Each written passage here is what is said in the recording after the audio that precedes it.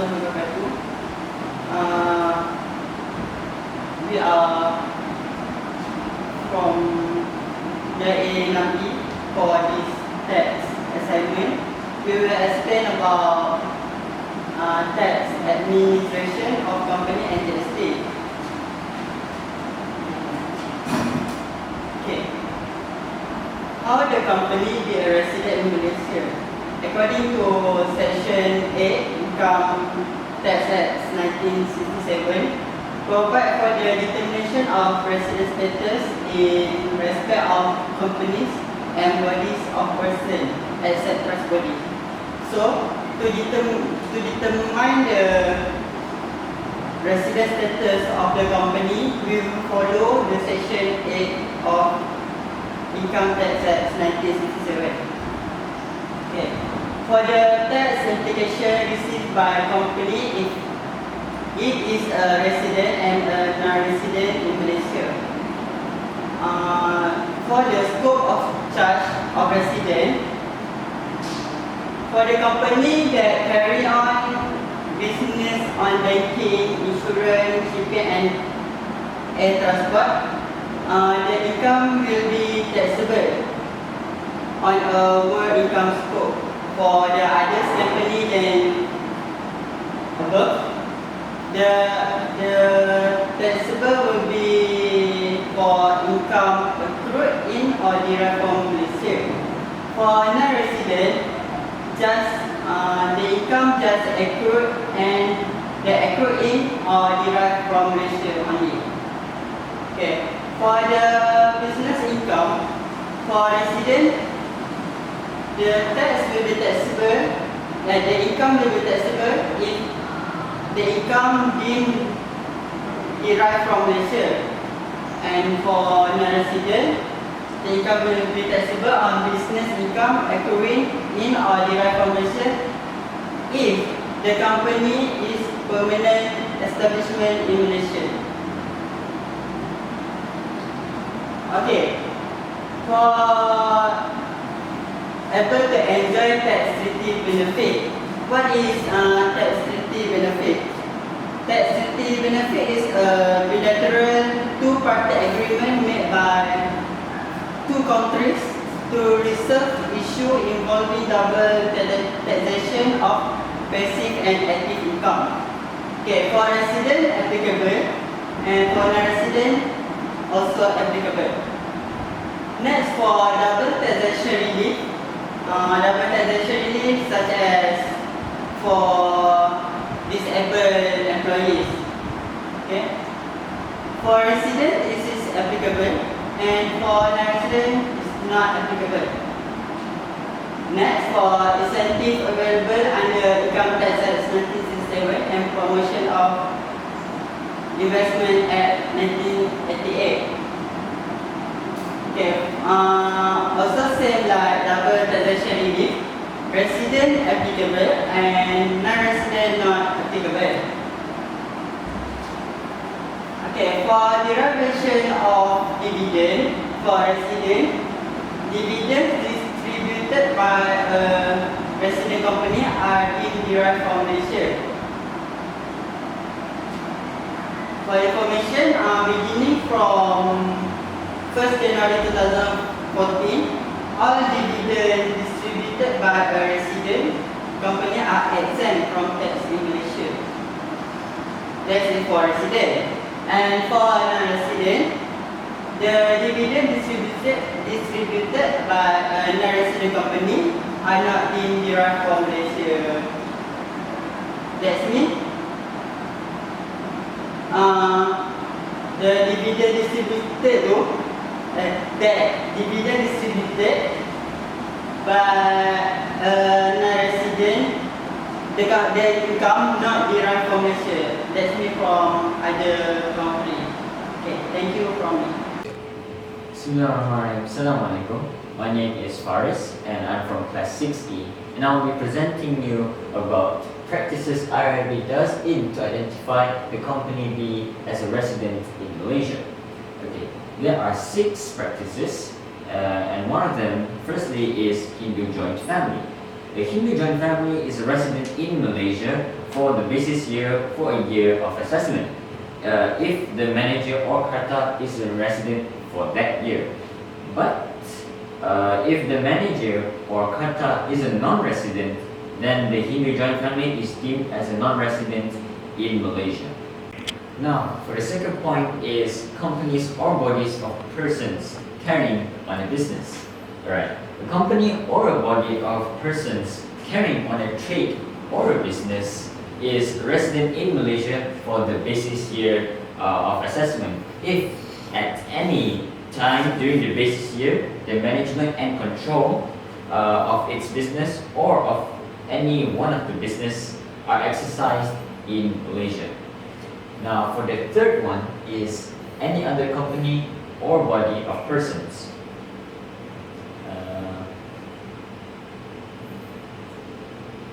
Any other company or body of persons is resident in Malaysia for the basis year for a year of assessment if at any time during the basis year the management and control of its affairs are exercised in Malaysia by its directors or other controlling authority. For example, board of management or directors. As for investments holding companies, the management and control of its affairs includes the management and important decisions in respect of investments. Now for the fourth point is resident status of a subsidiary or a branch of a foreign company in Malaysia. Foreign corporations normally extend their business activities to Malaysia by incorporating a subsidiary in Malaysia or registering a branch in Malaysia. Okay. Branches of foreign corporations in Malaysia are generally treated as non-residents in Malaysia unless it can be established that the management and controls of its affairs or of its businesses or of one of the businesses exercised in Malaysia. For the fifth point is management and control. Management and control is the key factor used to ascertain the resident status of a company in Malaysia. The management and control refers to the controlling authority which determines the policies to be followed by the company. The management and control is considered to be exercised where the directors meet to conduct the company's business or affairs, irrespective of where the company might be incorporated. And now for the final point is resident status of trust bodies.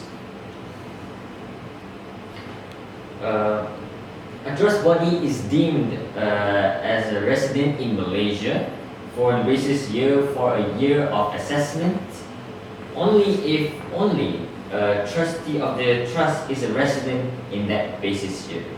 However, a trust body will not be regarded as a resident if the trust was created outside Malaysia by a person or a person who were not citizens.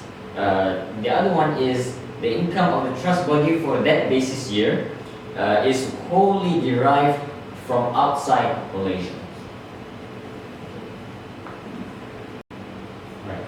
Now for my next presentation is about types of tax return for form used by the company for income tax under SAS.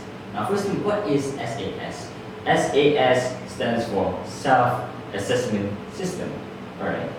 Now the types of tax return form, there are two categories, which is resident and non-resident. For the resident, the description is resident who carry on business and other income. Resident who is knowledge worker or expert worker, and thirdly is a resident who is on employment and other income.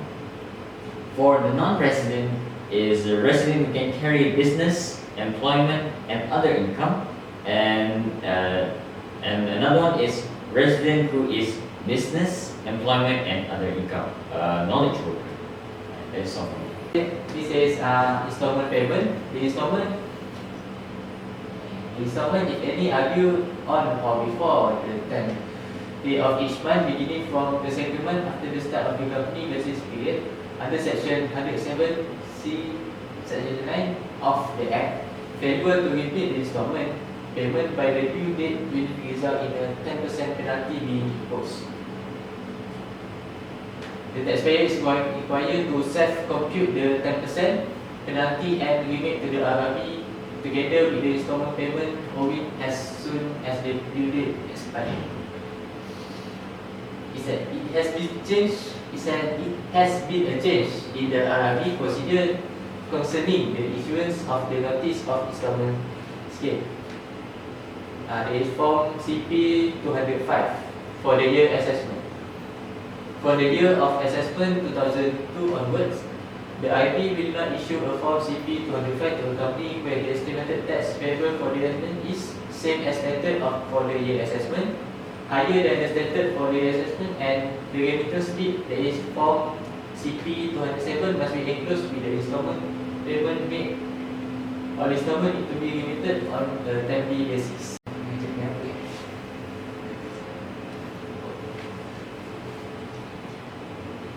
With effect from year assessment 2001, the balance of tax payable after taking into account the monthly installment paid under the new assessment provision will be due and payable on the due date of the submission of the tax return, the last day of the 6 months from the date following the close of accounting period by the company.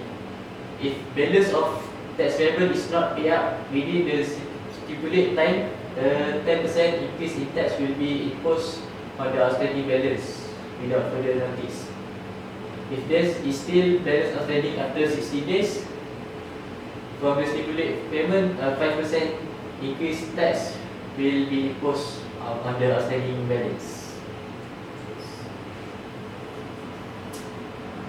So this is a type of penalties might be imposed if the company does not comply self-assessment system. Penalty on underestimate of income tax payable. The failure to finish an estimate by the due date in accordance with the requirement of Section 107C of the Act, in an offence under Section 120, Section 1, Section F of the Act, upon conviction, the fine will be subjected to the taxpayer. The fine is not less than 200 and not more than 2,000 ringgit, or to imprisonment for a term not exceeding 6 months or to both.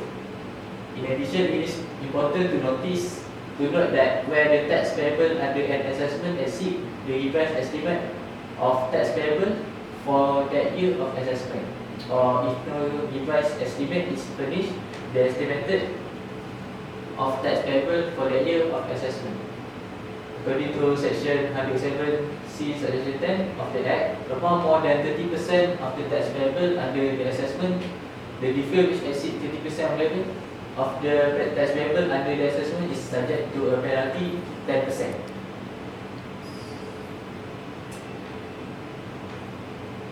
So penalty on under Section 107C, Section 9, where installment payment is not paid by the 10th of the month, following which is an installment is due, the amount unpaid shall be increased by 10% without any notice. So penalty for failure to furnish tax estimate. The company which failed to file estimated date is subject to a penalty. Estimated RM 100 and below will be compounded 300 and 101 to. So estimated allowable from 101 to 1 million is be compounded by 5 ringgit and 500 ringgit, and 1 million and above will be compounded 1,000. Assalamualaikum, my name is Muhammad Haris, and I will explain about goods and service tax, also known as GST. So what is goods and service tax or GST? GST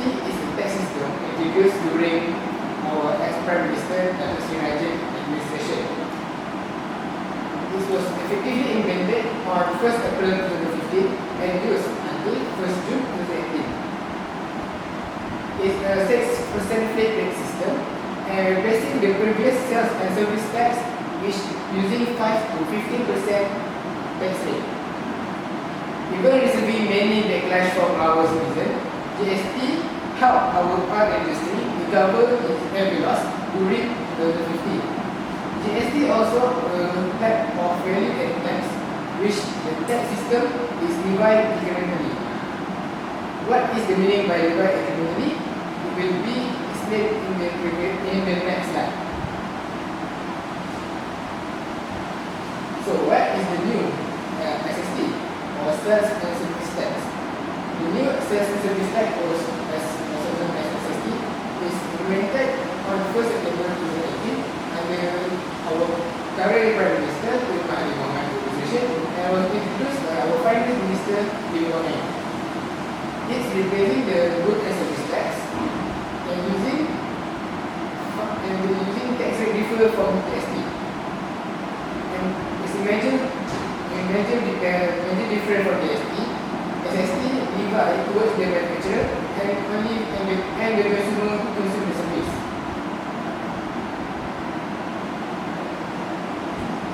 So this is the chronology of tax change in tax system in Malaysia, from the previous sales and service tax to GST to the new SST.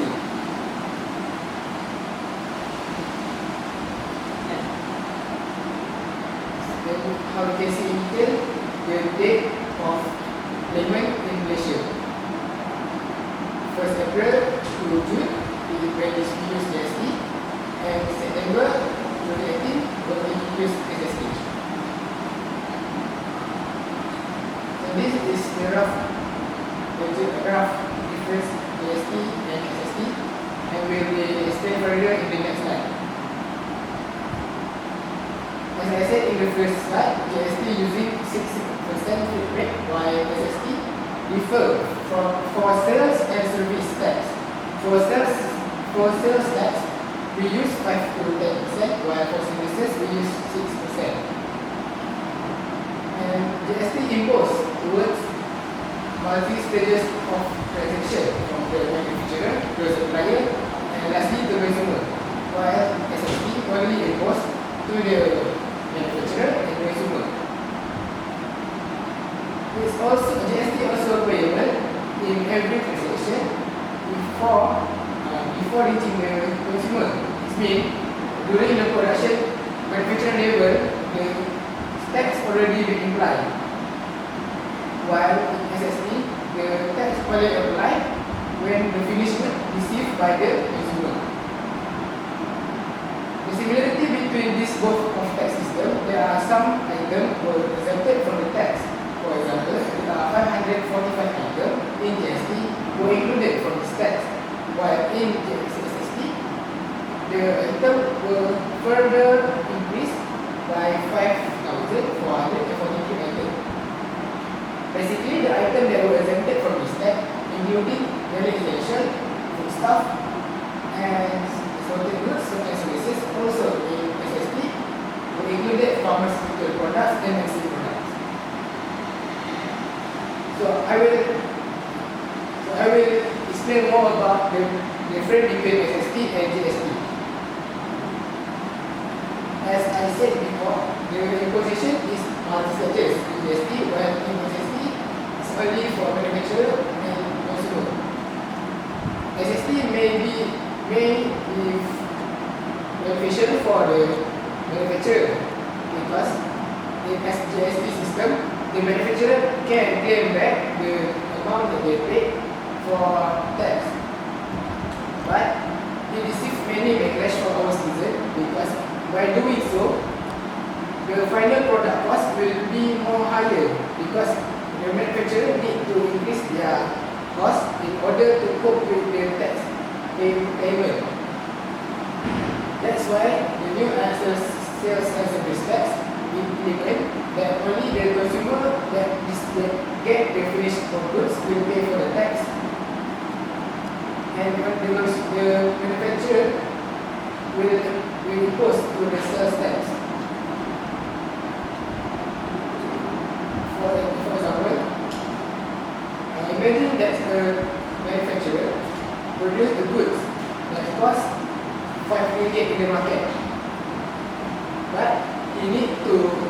markup his product because he need to pay for the GST. The supplier will do the same thing. He will markup the item again to gain profit from the manufacturer, and end up the consumer will pay more than the cost of the price because of the GST implement. So the new SST helps our citizen in buying